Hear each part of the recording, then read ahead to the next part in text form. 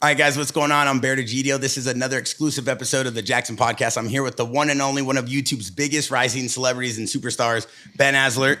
What's going on, Ben? What's up, Bear? How's it going? It's going good. So I've been watching Ben grow on YouTube for quite a long time. It's been a few years, I think. I remember hitting you up when you were first kicking it off, and I was with Jake. I was showing Jake Paul. I was like, look at this kid. This kid's next level. He's going to be the next Mr. Beast. And now we fast forward to today, and you're at how many subscribers? 25 million. 25 million on YouTube. Yep. Unbelievable. Thank you. And how long has the journey started for you to be that many that many deep? Yeah, man. I mean, 8 years? No, not 8 years. 7 years. Started when I was 15 years old. So before I even, could think about what I wanted to do for a living, I luckily was able to find what I wanted to do at a young age, pursue it, and just kind of take it wherever I wanted to go with it. And luckily, found something at a young age and just ran with it for as far and long as I could. YouTube in today's space right now, we hear about Mr. Beast. We don't hear about so much of the Logans and the Jakes. We hear a lot about the podcasting content like Impulsive, but we're not really seeing a lot of creators like yourself take those massive leaps to go from 5, 10, 15 million subscribers. We're seeing it in like the kids' toy space. We see it in like some very niche industries and categories, but we're not seeing in this kind of lifestyle content that you're still able to produce at such a, I would say, efficient level. Like all of your content is grade A content, similar to Mr. Beast. I don't want to compare you to him, but I do feel like you have the same trajectory as him based off how hard you work, because I see you grind. What is it about your content that you feel helped you get to where you're at today? Dude, I think it started when I was growing up in Hawaii. I was born and raised in Hawaii. Well, not born, moved there when I was 2 years old, raised all the way till I was 15. That's where I started. I was filming videos in the ocean, surfing, cliff jumping. So a lot of the stuff that I do in my videos that might seem like, most people would force for views, like doing things that are, dangerous or jumping off cliffs and shit that you would normally do just to kind of get a few extra clicks. For me, it wasn't for extra clicks. It was for, I actually enjoyed doing these stunts, doing this, lifestyle stuff. And I think as a viewer, you can kind of feel that through the camera that this is the life I actually live. I'm not putting on a fake persona that I like to do all these extreme sports and stuff. And I'm not forcing my body into crazy, extreme scenarios just for a few clicks. It's definitely fun to push yourself to do things for the videos. But I definitely think it started when my upbringing of extreme sports and living in Hawaii, I started pretty much building that brand that I can, do anything, and I'm willing to, be like the daredevil, like, family friendly jackass per se, for sure. Yeah. I mean, you're at a level right now, you're 21 years old. Yep. Right. Yep. So, I mean, at 21 years old to have that type of audience and to be as humble and respectful as you are and kind of understand your place. I mean, we definitely see you keep it, I don't want to say audience friendly, but you definitely keep your content within the space of who you are and what you do. And you don't try to push the limit to be like the cool guy. I think you're cool and you're kind of like, I would say happy in the place that you are. What is it about people's content that you think helps them grow, and then they get there and they forget what helped them get there, and then they turn into these guys like they're trying to be like MTV Cribs all of a sudden? Yeah, it's tough because a lot of people, they get their start for one thing, and then they try to forget about their start. And then once they have this, massive following, they'll try to play the cool guy card, like you said. And ultimately, like, it can lead you down a bad path because, for now it's very obvious that I am at a point where I have a teenage audience, whether it be as young as 10 years old or in the range of, almost 18, 20 years old, right? So I need to understand my audience, and I'm not going to make a video that isn't appealing to my audience. At the end of the day, if I'm going out and doing something that is just way too much for my audience, then they're just going to stop watching. So on the other hand, you can grow up with them. And as you grow up and they grow up, you can start, doing things that you feel like your audience would like to see. Because I don't want to stay stagnant forever and make videos for the same age forever. My goal is to make videos for the people that, I have right now, which is the teens, and then, keep that building. And as they grow up, I grow up with them, and I can, serve them content that best suits their age at the moment. But jumping into that too fast and playing the cool guy card right away is just dangerous because, when you have kids watching you and you're throwing out, things that they shouldn't be watching, ultimately, whether it be them or their parents, they're going to stop watching, and it's going to build you a bad brand for sure. So. And obviously at your age, to be this well-rounded, like in the game of content, and this well-versed, like you understand the formula, right? We see the Fuzis and the Romans. We saw the Roman Atwoods. We saw the Logan Pauls and the Jakes. We've seen so many cycles of people create content, right? Then it kind of switched from YouTube content to like this TikTok content. We saw the Bryce and the Noahs and the Blakes just kind of take the world by storm. So we're seeing these huge transformations in the cycle of social media. And it seems to me that like this entire time, Mr. Beast stayed consistent. then stayed consistent. Now, did you go into the structure of like, hey, for me to get 20 million subscribers, this is the formula? Or are you picking from the best of every guy? Like, what is the actual formula of how you look at, I'm going to create this video today and this is going to get me 1 million views? Like last week, you had the #1 trending video on YouTube. Like you obviously are not getting lucky. Yeah. I mean, for a while in the beginning, I did think I was getting lucky. And then I kind of slowly started to realize that there was a trend going where, you know, the videos were consistently getting views and maybe I do have a formula. And I think that formula for me is, like you said, picking and choosing certain parts from, you know, the biggest creators' videos and bringing it all together, just how in probably every industry, whether it be sports or fashion or anything, you're picking and choosing things that other people are doing well. You're trying to find things that, you know, they're progressing at, things that they're maybe not progressing at. And you want to find these things and then you want to apply them to your videos. So I pretty much try to make like this very overarching formula of how can I, you know, pick everything out of each giant YouTuber's, you know, success and hone it all into one video. And then I kind of, you know, eliminate a lot of risk of having a video not perform well. So I definitely, and I also put my own spin on things too. I like to, you know, bring my own, you know, friends into it. I like to bring my own vibe into it. I do things my way, but I also like to, you know, find the formula from, you know, the biggest creators on the planet to ensure, you know, success on each video. And a lot of people look at your content and they spend a lot of time like analyzing your thumbnails, right? And then you see these videos like Mr. Beast, for example, and I use his name a lot in this, not to compare you to him, but it's probably the closest thing right now on YouTube to you.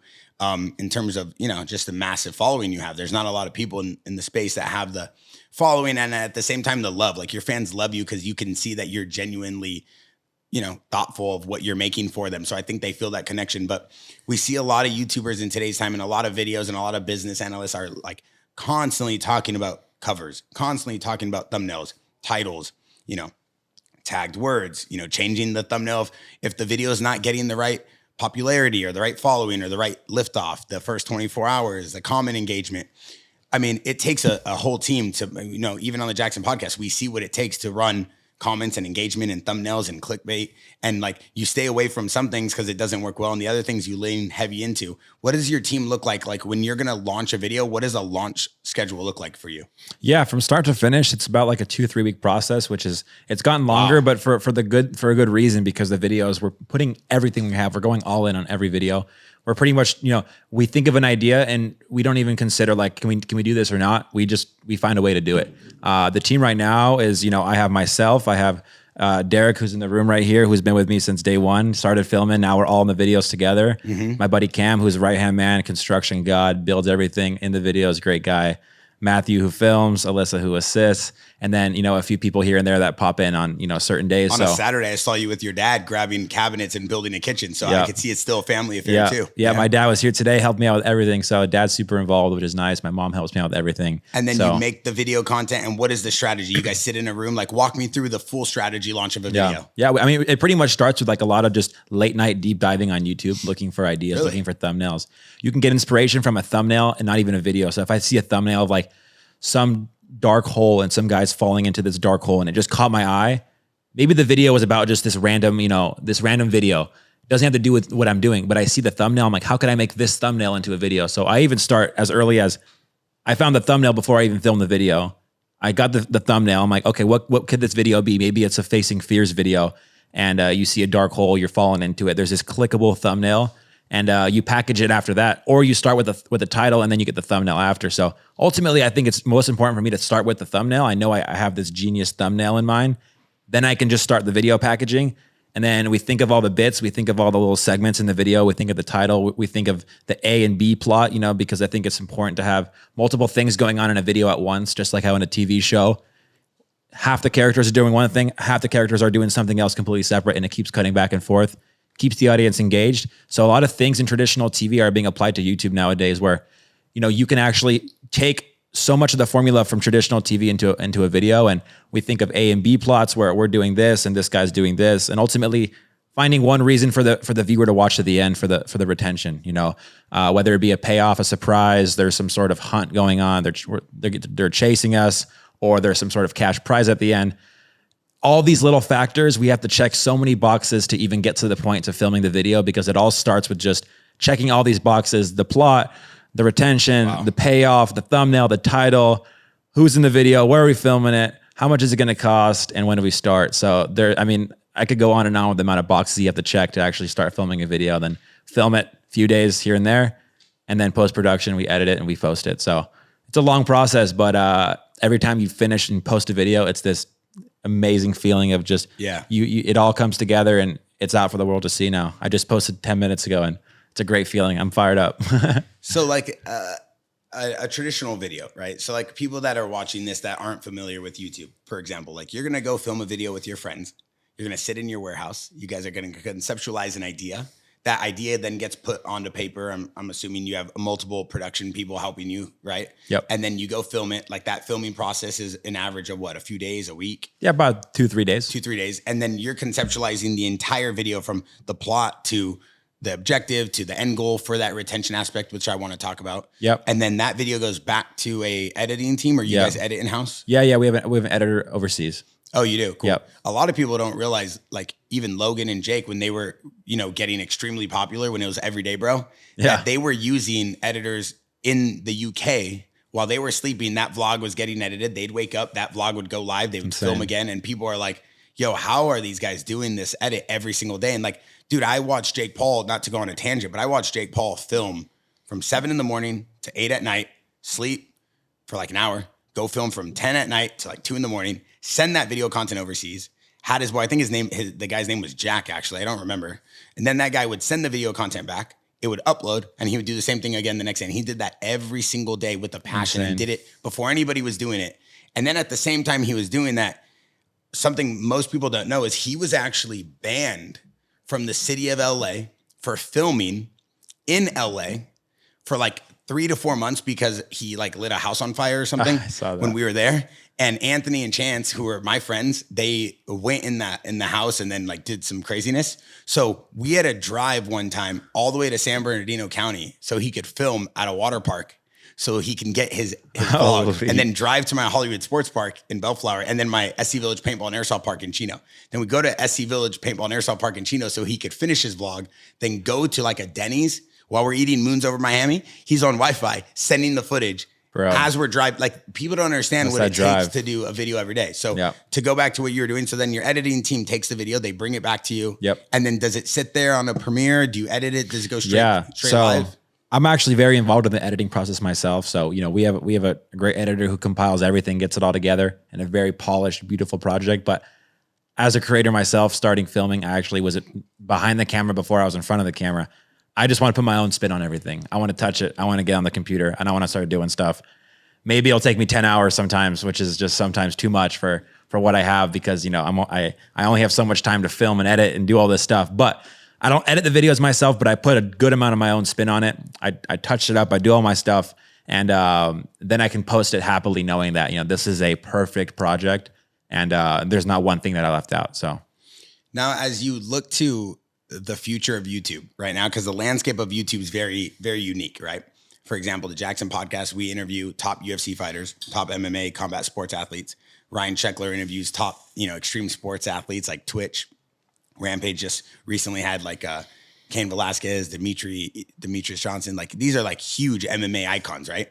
But then you see people that literally they just sit there and they react to reels that went viral, right? You have Mr. B sitting there reacting to like the top 100 videos that have gone viral or top 100 shorts.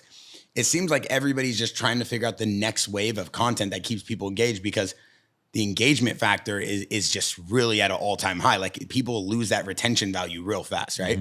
And we always see Mr. Beast talk about, oh, I went and looked. Okay, the dropped off, it came back, right? And they're talking about the time that people leave their video after watching it. Yep. How do you as a team kind of go through your videos when you launch it and say, all right, cool, we're losing people here, or this isn't gonna work, or hey, we gave away the prize too early. Like how are you breaking down the success of like retention and not letting people kind of leave your videos early? Yeah, I think a lot of it's just a lot of early mistakes that we made that we can kind of learn from early on. So, you go back maybe 2-3 years ago on my channel, I was doing things a way that, maybe I wouldn't do now, but those are all, happen for a reason. I learned from them, keeping people with a really long outro where I said I was, that's it for today. And then there's a whole 2 more minutes after that. As a viewer, when you hear that's it for today, you're already on to the next video. So that's lost time, that's lost viewers. And whatever you said in that next 2 minutes, most people didn't even watch. So it went unnoticed. So a lot of early mistakes. And then nowadays, I just trust my judgment. I don't try to get too nitty gritty with the analytics. and just look at the graph and it dropped off here. I try to trust my own judgment. You know, I watch a video, like it's hard to explain, but when I watch my videos when they're done, I watch it with like this very like clouded, like blocked off mind where I don't even really think about what I'm watching. But as soon as I start to feel myself get bored or I doze off because a scene is too long or there's something that's just, you know, a little bit too extended, I'm like, yeah, I just caught my mind wandering because I was getting bored. You know, I was already thinking about something else I had to do. If I watch my own videos and I'm just genuinely just glued to the screen, I know that it's good to go. Nice. But sometimes I catch myself wandering. I'm like, why am I wandering? That part's clearly too long. I was thinking about what I had to eat for dinner or some shit while I was just editing. So I'll cut that out. I'll make it shorter. And then now you can kind of watch the video back. You can watch it from like, sit back a little bit, watch it from afar, and then see that, you know, now each segment is at a decent length where it doesn't feel like not enough is happening. I try to switch the cameras a lot. I try to switch the setting, you know, cutting back from one part of my warehouse to the other part of the warehouse, changing colors and all the things that can subconsciously just, as a viewer, re-engage you for sure. And what does it take to build out a set for a video, or what does a video cost? Like you had the #1 trending video on YouTube. That means the entire world of YouTube is looking at your video. Okay. You're in the US, you're a mega superstar. You obviously are pumping out videos left and right, and they're massively viewed videos, right? 10 million, 20 million, like you're killing it. What does a video cost? Like, are you rolling out the bank for these things? Are you like depleting accounts to make these things go viral and then you have to restart? To be honest, no. I mean, I know a lot of creators take that approach where they invest literally everything back into a video. And for me, I've definitely done some expensive videos and I didn't necessarily feel like it was that much better of a video. I felt like maybe my audience, honestly, one of my most expensive videos, which is about almost $50,000, was my least performing video. What was it? It was like, we did like a fears video, like facing, you know, everyone's biggest fear. We rented a plane, we rented a boat, we built like these water chambers. We did all 50K just in total. Yeah. The amount of time it took to film, the amount of things we had to build, the things we had to book, and it didn't perform well. And honestly, it was kind of a letdown, but it also reminded me that it's not about how much I spent. It's about the content in the video. Did people feel satisfied watching this?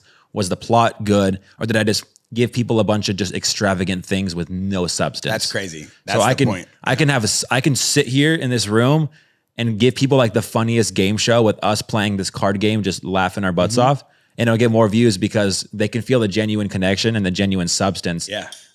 So now I don't even think about cost. If it costs a lot, it costs a lot. If it doesn't cost anything, I don't force money into it.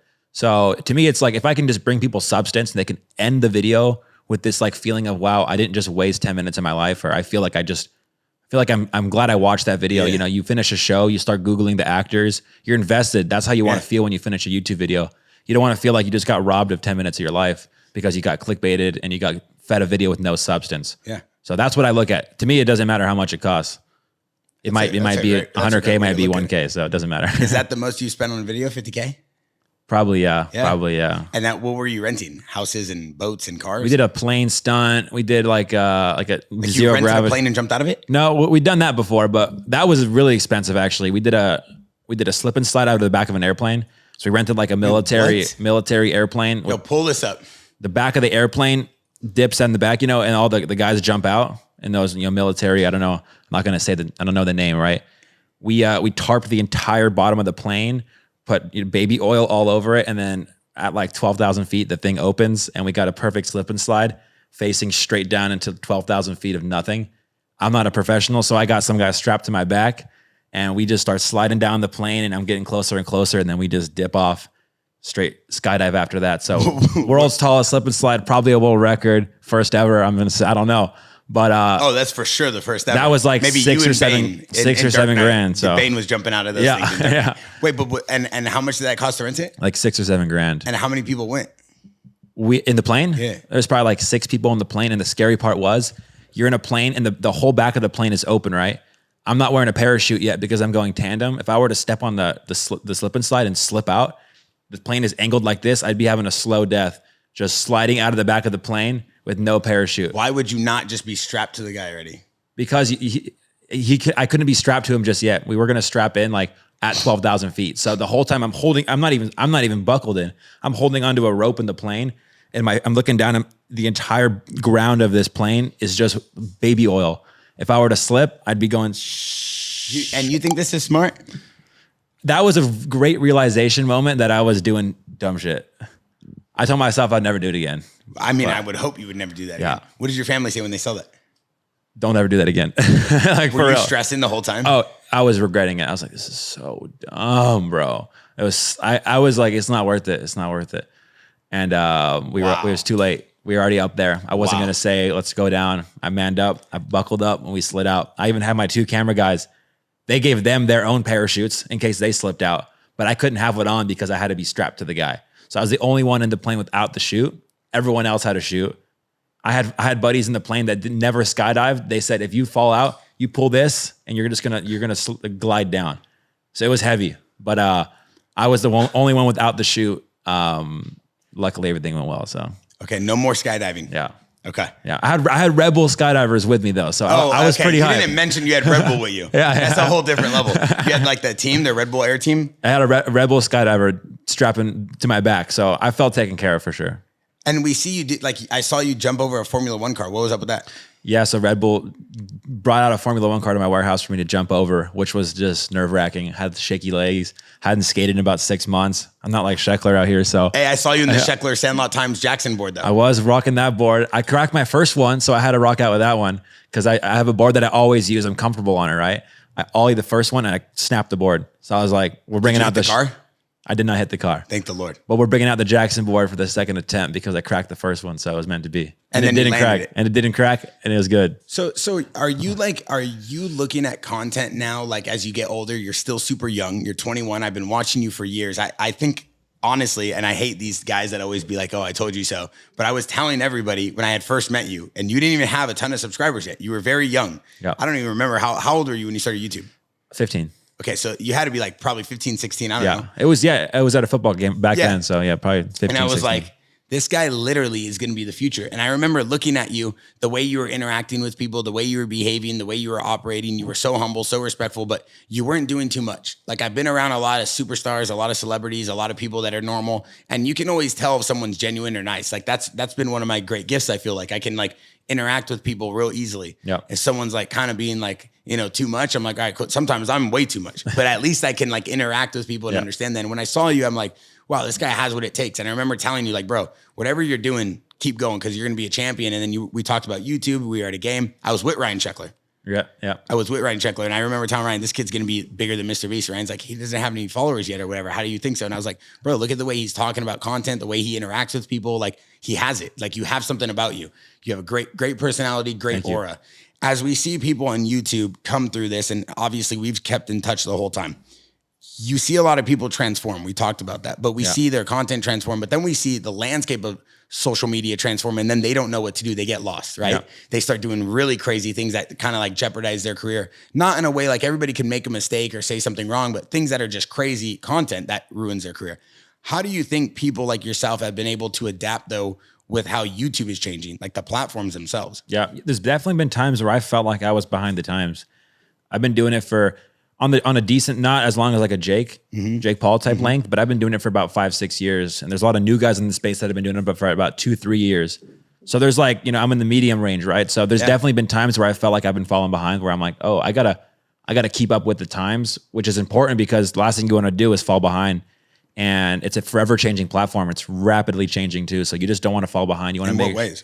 Just the way that, content's being produced. Like back like a year ago, it was all about the spectacle. How big can I make the video? How much money can I spend? How crazy can I make the prize at the end of the video? $100,000 prize people were doing. Crazy prizes, crazy numbers. Viewers became numb to that very quick because everyone was throwing around money like it was nothing. Whether it was real or fake, they were throwing around these numbers like crazy. You ask any kid, they're like, oh, are you giving away $10,000 today? Like nonchalantly, when that's that's insane, right? It's insane money. The amount of times that people have, thrown out these numbers made the viewers numb to it, right? So it wasn't even about, you could put winner gets $10,000 in the title. It wouldn't even get you another view at this point. When 2 years ago, if you put winner gets $10,000 in the title, your video is blowing up, right? Because that's just an insane, so crazy. The stakes are insane, right? Nowadays, $10,000 prize is like, no one blinks an eye for it. So that's one thing that a lot of creators just didn't realize is you can't keep doing the same thing. A lot of people just kept doing the same, winner gets $10,000, but the viewer's numb to it. So now they don't even care about the money, the viewer. The viewer wants to feel satisfied. So there's a lot of things that, YouTube has changed in the last few years with the spectacle to now it's becoming more of a storytelling platform where they can, connect to the viewer. That's why podcasts are blowing up in my opinion. you get an hour content to really feel like you know someone, you know? So they're doing very well. And I think more than ever, podcasts are huge. You know, character building is huge. Getting the viewers to know you as a person is huge. Way more than how much money you're spending on the video. Do you think a lot of your fans know who you are? Do you think they get this side of you through your videos? I wish they knew more, for sure. Yeah. I wish they what knew is more. it that you feel like the fans wish they knew more of? Just me as a person, like the things I love to do, the way I talk, the way I can interact with people. Cause you know, we're making very energetic, fun videos sometimes. And sometimes it lacks a little bit of that personal connection. I can't lie. So I want to find ways, and maybe it's a podcast of my own or something where I can, you know, get my viewers to really connect with me more on a deeper level, because I think that takes you from here to here, you know. Do you think that the fan bases now on YouTube are transitioning more to interacting with people rather than experiences? Like we see like Mr. Beast hosting a lot of his like game show style content. We see a lot of like hosts that used to host TV shows. They have like their own YouTube channel now where they're just talking about their day. It seems like the individual content, like the singular pieces, like not too many people in every video, not too many unique new subjects in every video, kind of like the same structure, one or two people max. We see that strategy. Me personally, as a business owner, I look at strategies in terms of not just the content, but the people, right? Because I'm always working with athletes and brand and product, and I'm seeing that less is more now. Like the more consistent the team, they don't need to be as big in following. They don't need to be as famous. They just need to be more consistent. The audience feels that connection. They feel like a little bit more relaxed when they watch it. They don't have that anxiety to, what's this guy going to do next? Do you feel like that is correct? Very important. Very important. And that's one thing that I come back to it, that creators are taking from traditional media, is because, you know, you watch a show like Friends, for example, it's the same people every single time. There are some people that come and go, right? Like some side characters, but ultimately, you know, the cast and you connect with them. You know who's friends with who has what side plot, who is friends with this person, and you can really, really, really invest into it, when, as opposed to a single creator who has people coming and going, random friends that they don't even know who they are. No, so 100%. It's small, less is more, 100%. And I see you, like, it seems like your audience and the friend group you have, like, you guys are a little wild. You guys run around like some Tasmanian devils. You're always doing something. You roll around. I see you whipping around and having your fun, right? Obviously, you like broke your foot. Like, who knows what the hell you were doing? But like, what is it about the landscape of the platform? Like the multi-platform, you have TikTok, you have YouTube Shorts, you have Instagram Reels. Like you have all these things. And it seems like the platforms are creating smaller platforms in their platform, right? Yeah. It's like one of those dolls, you know, those dolls you get when you leave an airport, and there's like a little doll and what are they called? Babushka dolls? Something like that.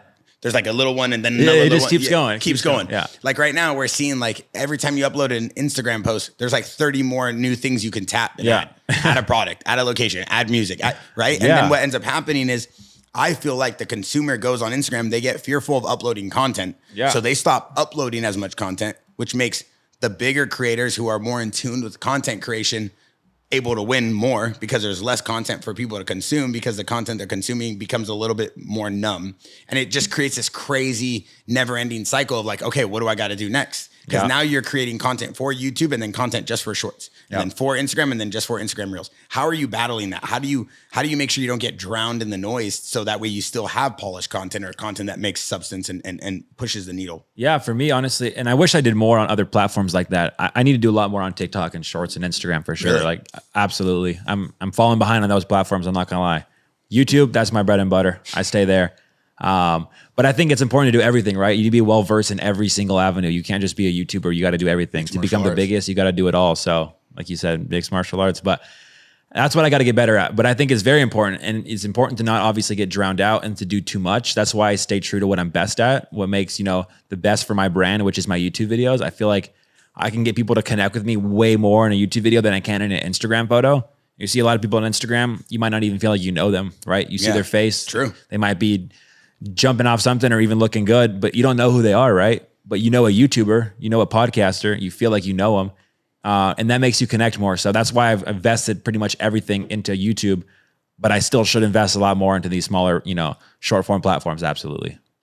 Do you ever look at content and say like, okay, well, in the old days, you know, no one could see Leonardo DiCaprio. That's why he was a superstar. No one could see George Clooney. That's why he was a superstar. Do you ever look at it and say, maybe I should pause on all the other platforms and let people get a little bit more want and a little bit more need out of this once a week YouTube video, not drown them with so much content where they feel numb to me as a person or my created, like the creatives you put out? I think honestly, I'm going to say that there's more, you can do more by putting out more. It's not, I mean, at least that's a great statement because that's a big argument in content right now. For my brand right now, it's not about like trying to play this mysterious, like, where am I? What am I doing? It's just about like, how many people can I get to see my face on a daily basis? If I could post on every platform daily, I would. Really? Right? Absolutely. That just, you feel like you're just, and you don't want to post annoying stuff to make people mad. If you're posting quality stuff at a very, not more than once a day, right? Like that you couldn't do like twice a day, right? Yeah. But if you're posting quality stuff at a good pace, you're going to pick up the traction like none other, because your fans on Instagram are different than your fans on YouTube. There's so many people for you to catch. Why not just reach more people than try to play this mysterious card? That's just my brand in specific. I know a lot of celebrities actually like they thrive in playing a mysterious vibe, whether they be singers or athletes. But for me, it's like, I just need to put out my face as much as I can, as often as possible, and as quality as possible. But what is the meaning behind like, okay, well, I need content for social. I need like, why not just chop up your YouTube videos and use that for shorts and TikToks? Why not just make like what is the reasoning why you feel like people can't balance all these different platforms? Do you think it's just too much, or they don't know what to do and they're trying to treat each content platform different with how they create for it? It's all about how you approach it. Right now, for me, it's just a team thing. Like I need more people to kind of get these things done. Editors. Yeah. I'm very invested in YouTube, and everyone on my team right now, we're all in on the YouTube videos. So really? It's taken a team of 5 or 6 to take down in this YouTube video. Full time. And that leaves us with not a whole lot of time to make an Instagram or a TikTok or something, especially too with just the way that these platforms monetize. It's definitely, it's more rewarding to be able to put out a sick 20-minute YouTube video where you can really invest your time in than, here and there Instagram posts, which I think I definitely, like I said, I need to do more of. And it's not as hard as I think it is. Yeah. I just psych myself out. In terms of monetization, like without going deep in the numbers, when you look at a YouTube video, do you look at a YouTube video from a brand perspective? I'll explain to you. Like, I'm not going to go work with a content creator to be like, hey, I'm going to sponsor your video. Like, talk about JAXXON chains, right? Like, hey, we're having the biggest sale of the year. Go, up to 50% off, which we are right now, up to 50% off site wide on all of our chains at JAXXON.com. Right. But like, I don't feel the need, because that hard sale is it's not there anymore. It doesn't move the needle. People see right through it. Yeah. Do you look at brands and be like, damn, I'm going to make this video about how many energy drinks I could drink in a day. I'm going to drink 30 primes today, and then be like, hey, hit up Prime. Hey, Prime, I want to make this video. Do you want to sponsor it? Like, do you look at videos like that? To me, I do videos for myself, and if the sponsor comes, the sponsor comes. But I try to invest in a lot of my own personal, monetization, and not necessarily like getting brand partnerships, like making money from YouTube directly, AdSense, rather than sponsors paying for YouTube videos. Yeah, wow. Yeah. I find it easier for me to do that. I know it depends on the company, but a lot of companies are hard to work with. They're very strict. They want things done a certain way. They just want things done a certain way. I feel like I could personally deliver an amazing brand video, but whether the company is as big as Coca-Cola or something, there's a lot of people in place. It's a very corporate company. Yeah. It's important for them to make sure that the piece of content that they're putting out is done right. Yeah. It goes through so many people. Maybe by the end of it, it doesn't feel true to what I'm doing. So if they wanted to come to me, I'm sure I would do it. Yeah. But, there's definitely some things that a lot of brands need to do better with when it comes to just trusting the creator. Just trust the creator, honestly, I think. And obviously, let the creator kind of take their own spin on how to make content. No, not just promote their brand, right? If you came to me with some sort of brand and you wanted to have me promote it, and then you had this exact, script of what you want me to say, and it's just not organic. It's in words that I don't even use, but the brand is like, we need you to say it exactly like this. I'm like, I don't even talk like that. And can I switch it up? Can I change the words? Yeah. Sometimes they're like, no, you need to say it like word for word like this. And I'm like, I could say it a little differently, right? The point would still come across, but they're very, very structured on how they want things to come out. So I think that brands should trust the creator a little bit more. Mm-hmm. Obviously, work with the right creator. You don't want to, work with a numbnut who's going to screw you. Yeah. But if you find the right creator, trust them for sure. Who are some of the biggest brands you've worked with so far in your career? Fortnite, a whole bunch. Wow. Which is fun. How was that? Love Fortnite. That's the biggest game in the world. I broke my ankle on the first brand deal I did with them, actually. No way. I was going all out. They wanted me to do something with their one of their seasons that they're promoting. So I was like, I'll jump off this playground 360 no scope in the air with a Fortnite nerf sniper. No scope? Tried to do a no scope, and I no scoped my ankle, broke my ankle. Did you put it in the video? Yeah, no, I finished the video. The viewers that saw the brand deal, they didn't even know I broke my ankle. I cut right before it, and then you can see me in the video. I have one sock on. I'm hopping around on one foot like I just won the victory royale. Little do I know I got a broken ankle. I finished the deal, edited it, posted it, went to the hospital, got it dealt with. So was Fortnite easy to deal with? Were they fun to deal super with? cool. Really? Super cool. That's the biggest game ever to hit the planet. Yeah. It's just, for me, it's so easy because, you know, I game, my followers game, they love the game. Fortnite? I recently, I started playing it again. So wow, super fun. But you know, that was an easy one for me because that's a perfect, you know, match to the creator, right? All my fans know Fortnite. I know Fortnite. I can talk about it without it feeling forced. Unfortunately, that's not every single brand deal. That one, that company has been very nice to work with for sure. You have like a mood board of all the brands you want to work with? Yeah. I mean, it doesn't matter what it is. I don't actually have a mood board, but you have like a dream list of brands you'd love to work with? Yeah. One for me that's been big is Red Bull, I think, for sure. I mean, that was nice. Yeah, I think I talked to you about that one too. Like explain to that relationship. Like that brand's one of the biggest brands that ever exist. Yeah. So obviously they hit you up. They see the value in you. Yeah. Like what's the interaction with a brand like Red Bull as a creator? Honestly, insane. They're the definition of trusting the creator. Really? They came to me with something to do some content for F1 to come out to their race. They, you know, flew me out, put me in helicopter tours, dinners, all this crazy extravagant stuff, like the ultimate weekend, right? And they said, we want you to make, you know, X amount of stories, X amount of posts, and I'm like, what about this? Like, whatever you want to do, we trust you. Just make whatever you want to make. So I'm able to make any sort of content that I want to make, and they're not, you know, hounding me. They're not looking over my shoulder at what I'm posting. They trust the fact that I'm going to make them some good content. And, you know, like you saw, I did the video with the car, I jumped over it with the JAXXON board. And, you know, that was one thing that they trusted me with. That was my idea. I was like, hey, if you can bring me the car and I can jump over it, like that's a great piece of content. So they didn't say anything. They're like, yes. You got to sign the insurance, but let's do it. Yeah. So they trusted me for sure on that, which I'm very happy with, because they could have given me some sort of, you know, breakdown with some content that didn't feel natural, but they said, you know, it's on you. So who are some of the top creators that you follow to get inspiration from, or you have followed in your career? I mean, content, I love obviously like Mr. Beast content, but brand building wise, I think it's just absolutely unreal what Logan Paul has done. You know, to be able to go from a creator into a, you know, athlete to a, you know, a sports drink that's sponsoring every single athlete that you could think of, every single. Yeah, they just sponsored Patrick Mahomes. Organization, every single, you know, soccer team, UFC, is unreal. I don't know where it's coming from or how it's working. It's clearly they're doing something right, but seeing that is just like very inspiring that a creator can go from making videos with the camera to being, you know, Patrick Mahomes' hydration sponsor, which is unreal.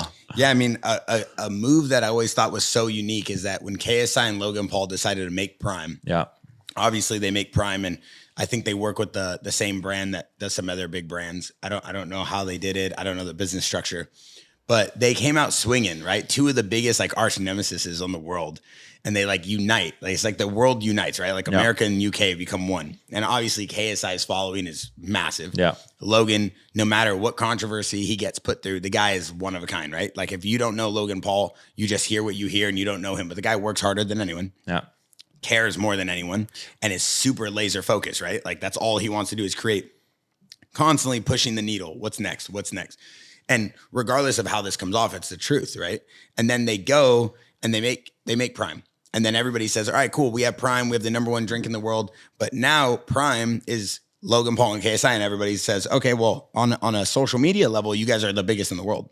On a brand level, how are you ever going to sell a brand that you guys are the face? If you guys are the face, no one's ever going to touch the brand, because if something happens, you guys are gone, then there's no more brand. The brand becomes nothing. And you have this hydration drink, which is like a Gatorade. And now you have an energy drink, which is like a Red Bull. So how are you going to battle everybody? It can't just be Logan. And then all of a sudden out of nowhere, you have Israel Adesanya, you have Volk, you have, you know, Patrick Mahomes. So now everybody has to take a step back. You have Shakur Stevenson, you have Terrence Crawford. It's like, okay, cool. Now you have the biggest athletes. You have unlimited budget, right? Yeah. But there is no budget with KSI and Logan Paul. They get whatever they want whenever they want it, which is, for most people, it's unrealistic. For them, they can do it, right? Yeah. They could play the Coca-Cola Pepsi game.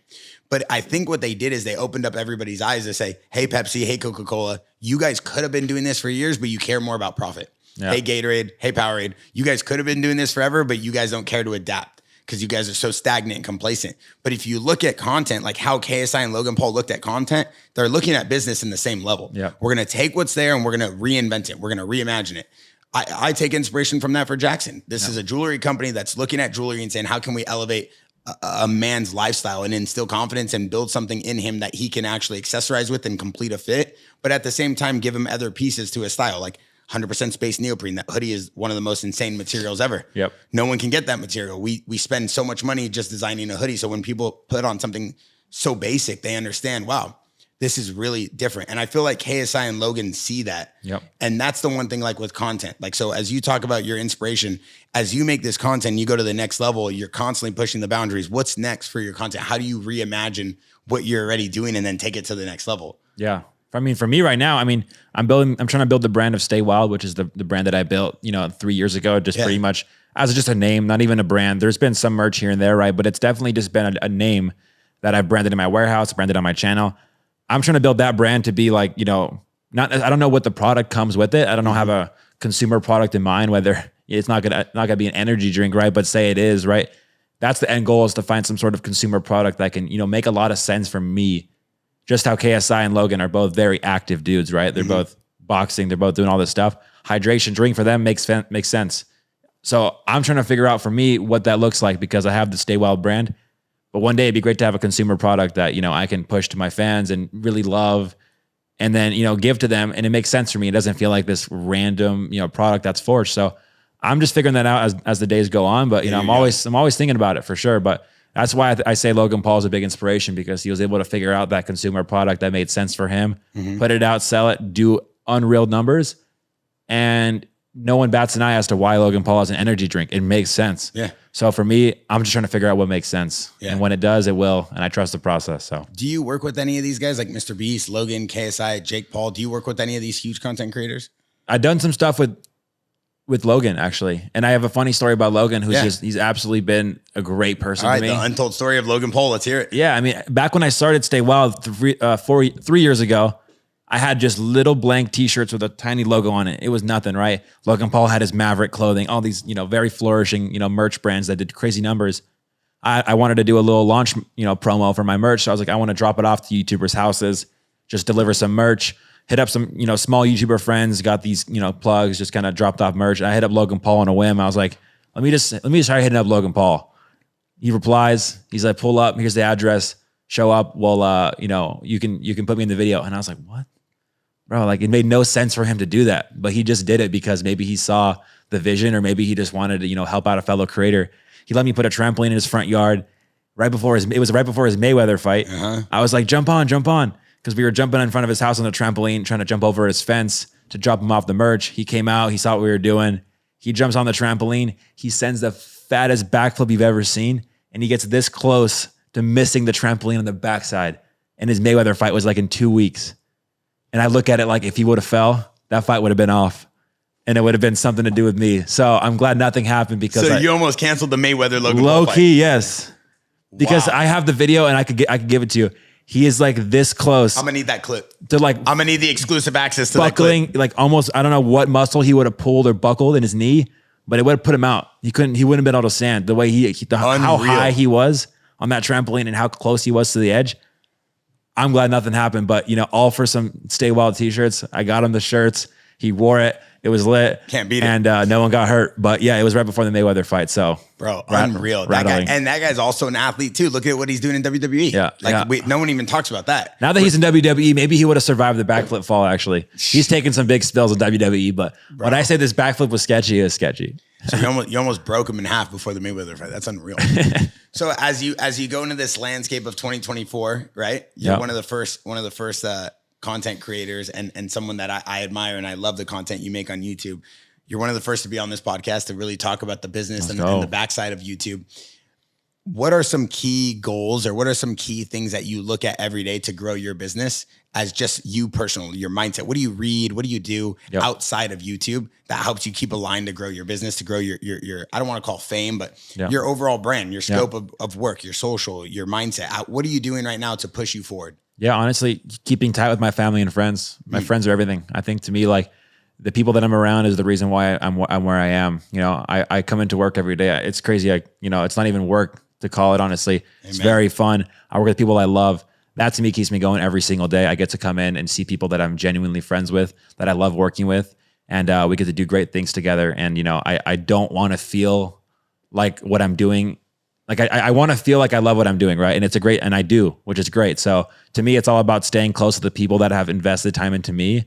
And my goal is to invest back into them, and give them thanks. So to me, it's been, the people I'm with, the family, my parents, my brother, my mom, my dad, they've been super, super helpful. My dad's just, giving me dad wisdom every single day. I'm awesome. Learning every single day from him. My mom as well. So it's been very great to be close with them. But to me, my success comes with just staying close with my family and friends, and wherever life takes me, it takes me. I'm not doing any crazy steps to jump into anything insane this year. To me, I trust the process. I'm sure some great, cool things will happen in 2024, but it all starts for me with family and friends. So, and as you look at this, like, you're obviously very young, 21, CEO of your own company, owner, operator, you're in that thing every day. Obviously you have to deal with a lot of people. It's a lot for you. You're getting crazy experience, which one day I'm sure you'll be a billionaire based off whatever brand you do have. At that point, you'll be light years ahead of everybody.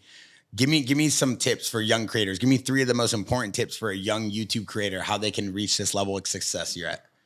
Number 1, I think, is just finding people that do what you do. I think you can eliminate the amount of, trial and error you have to go through when you have 3 other people, whether it be only 1 or 2 or 3. Find some fellow creator friends, small or big, don't matter what it is. You guys can learn together. That's one thing that'll accelerate your growth. You can ask, this friend, what did you do wrong? You can ask this friend, what did you do good? And you can take that and then you can apply it to your business instead of having to learn the hard way by yourself. Mm-hmm. You learn from him, you learn from him, you learn from him. You tell them, what you learned, what you didn't like, and then you guys excel 3 times as fast. So the more people you can actually be around and, talk about, your business, talk about your passion for YouTube and creating, the better. I love it. Second, stay true to, what you do. I think that's a very, very cliche thing to say, but I think as viewers get older, their, BS radar gets better. So if you have a young follower base, that's awesome. But I think as they get older, it's inevitable that, their BS radar will get better. So if you're doing things that don't feel natural, and you're doing things that feel forced, you might be able to get away with it for a little bit. Yeah. But as your audience gets older, they'll start to realize that this don't feel natural. This doesn't feel real. I love it. That's a great point. What's number 3? Keep it in mind. Number 3, let me think. Oh gosh. What? I don't know. Just stay consistent. That's also something very cliche. That's huge. But the more people can see your face, the better. Don't be hung up on a video. If you think a video is bad, just post it. Make sure it's not, terrible for your brand, but just post it because you'll only learn on a t-shirt. You got to learn, you got to learn from your mistakes. If it's a bad video, post it. Yeah. Maybe you'll actually be surprised. People will actually love it. And then you in your own head thought that was a bad video, but your followers loved it. The amount of times that's happened to me is insane. I've said, this is my worst video ever. Yeah. And it was my number 1 video, but I didn't realize the things that made it so good. Maybe it was the fact that it was so, botched. It was so, pieced together. People felt like it was raw. I thought it was half-assed. My followers thought it was raw in a good way. So, just post consistently. You'll learn so much more if you just put out more content. Holding on to the content, you won't get anywhere. No, I love that.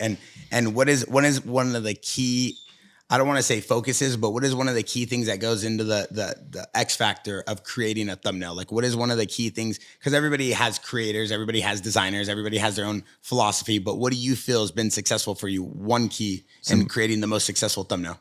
Simplicity. It's a small little rectangle you look at on your phone or your TV. If there's too much going on, your eye won't be able to tell what's going on. Keep it simple. Yourself, whatever's going on, and that's it. Toss a white background, toss a plain room in the back. Yeah. Don't have too much going on, not too much little text. So I think, all those things just come back to simplicity, Nice. I see a lot of your thumbnails and Mr. Beast thumbnails have similarities in your face, kind of being like really nice and prominent. Does that really make a difference? I think it does. Really? I think, you want to almost make yourself like if I had a thumbnail with half a shadow on this face, it might not, look very appealing from an outside perspective. You want to make sure everything is evenly lit. It's clean lighting. So a lot of those things come into play, but definitely, a nice facial expression with some good lighting. I love it. Get some white teeth in there. Little white smile. Yeah. Okay. I'm going to do a little rapid fire and then we're going to let you go. Okay. Let's go. It's going to be a little rapid fire. Okay. What is your favorite music artist? Ooh, Travis Scott. Your favorite car? Lamborghini SVJ. Your favorite place to travel? Bali. Wow. Bali. Why Bali? Just great people. Great place. How many times have you been to Bali? Just once. Wow. Hope to go back. Epic. Your favorite food? Pasta. Pasta. What kind of pasta? Pasta meat sauce. Pasta meat sauce. Yeah. From where? My mom. Hey, that's a great answer. Shout out to mom. Shout out to mom. Okay. How many primes have you drinking in your life? Dude, honestly, like probably 106. The hydrations or the energy drink? Hydrations. Energy drink. I don't do too many energy drinks. One thing you'll never do again that you did in a video. Slip inside of the back of an airplane. One thing that you can't wait to do again that you've done in a video. Go to the desert and survive in the dunes. Oh my God. I could never. I wasn't built for the desert. I'm gonna run it back. I wasn't built for the desert. We did it once. We'll do it again. 2 people you wish you can work with. In general, Yeah. no matter. Rob Dyrdek and Michael Rubin. Wow. Michael Rubin's a great one. I wasn't expecting Rob Dyrdek. Why Rob Dyrdek? Just legend, skateboarder, business icon. Wow. You know, kind of the same thing that I've, kind of tried Aspired to following in the steps. That's good. Fantasy Factory, all that stuff. I think just to touch on that real quick before we finish rapid fire, I do think that anybody watching this, if they're young, a young teenager that's watching this, that looks up to this amazing man and something he's built, which is so successful, is look up to people who are doing things that you want to do, but look up to people who are successful and have a good head on their shoulders, have a good relationship with their family, some sort of spirituality that can help them keep them grounded, because we're all going to go through rough times. You need someone to lean on, someone to talk to, and someone that's very honest in how they approach life. Like Rob Dyrdek's the same guy he is in real life that he is on social. Yeah. That's very important, because that genuine X factor of someone being authentic is so important in today's time. Yep. All right, last couple of questions. How many videos have you uploaded? I think like on YouTube by 250. How many videos do you think you'll upload next year? Hope 52 weeks in a year. Hoping to go every week. Every week. We'll see. Wow. It's a good goal. One thing you can't wait to do next year. Oh man, I want to travel a lot. Really? Yeah. At least for my birthday. I want to go go? Maybe Turks and Caicos. We'll see. Turks and Caicos. You think you're Drake? I saw Drake out there. I got a little inspired. Yeah, for so sure. You want to be in the water with Drake. I do. One person you were extremely happy you met in life. Oh man, Rampage Jackson. Wow. Hey, what was your first interaction with Rampage Jackson? When I'm like, yo, go say hi to that guy. Was he scaring you?